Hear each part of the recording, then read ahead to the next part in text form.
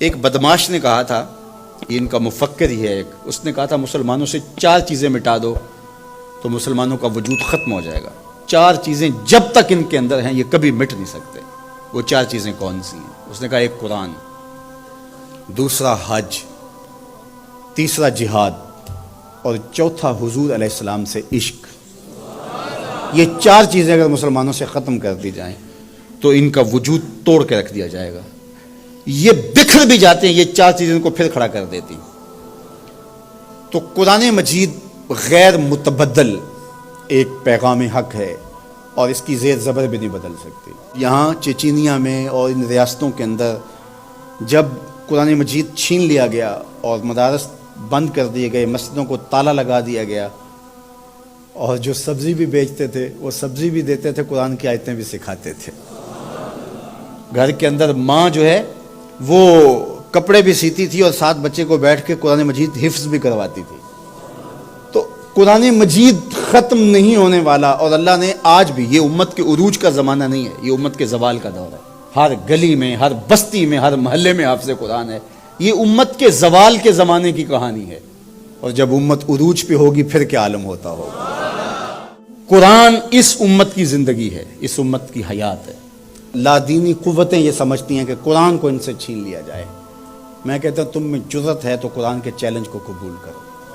قرآن نے کہا ان کنتم فی ریب مما نزلنا علی عبدنا فاتوا بسورۃ من مثلہ۔ قرآن کی مثل ایک کی صورت لا کے دکھاؤ۔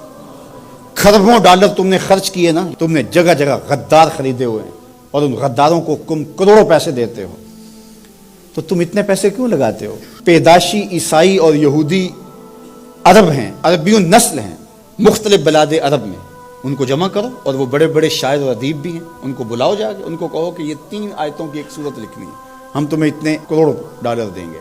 لیکن تیرے سامنے یوں دبے لچے فصحا عرب کے بڑے بڑے، کوئی جانے کے منہ میں زبان نہیں بلکہ جسم میں جان ہے۔ قرآن کی مثل نہیں لا سکے، اور قرآن کہتا ہے فَإِن لَمْ تَفْعَلُوا وَلَن تَفْعَلُوا، اگر نہیں لا سکے تو کبھی بھی نہیں لا سکو گے۔ یہ قرآن کا چیلنج ہے، اور یہ کسی بند کمرے میں نہیں دیا، یہ کھلی کتاب میں چیلنج آج بھی موجود ہے۔ جو وکیل بحث نہ کر سکے وہ گالیاں دینا شروع کر دیتا ہے۔ پرے پنچایت میں آپ نے بھی دیکھا ہوگا کہ جو جھوٹا پڑ رہا ہو وہ آگے سے گالیاں دینا شروع کر، لڑائی شروع کر دیتا ہے۔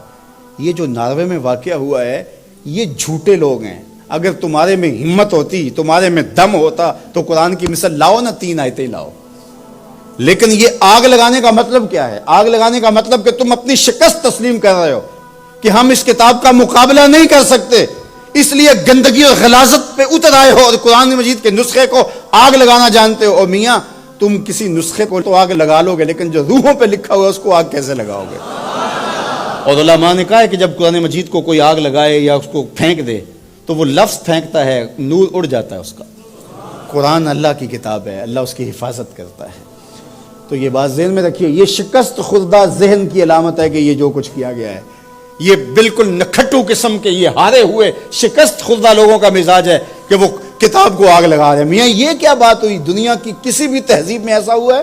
کوئی بھی دانشور ایسا کرتا ہے؟ تمہارے میں دم ہے، جرأت ہے تو اس کتاب کا مقابلہ کر کے دکھاؤ، اور تم نہیں کر سکتے اور کبھی بھی نہیں کر سکتے۔ اور یہ قرآن کا چیلنج 14 صدیوں سے موجود ہے۔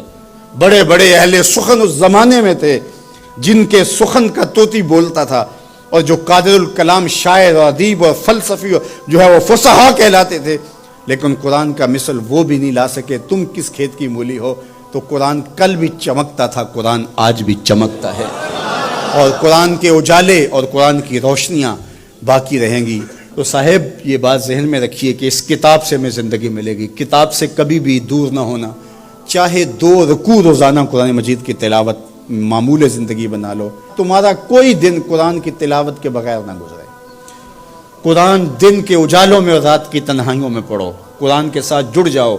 یہ کتاب زندہ ہے، بلکہ اقبال نے تو کیا خوب بات کہی کہ فاش گوئیں مانچ در دل مزمرست، ای کتاب نیس چیزیں دیگرست۔ اقبال کہتا ہے میں کھل کے نہ کہہ دوں جو میرے سینے میں چھپا ہے، یہ کتاب نہیں، یہ کوئی اور ہی شے ہے۔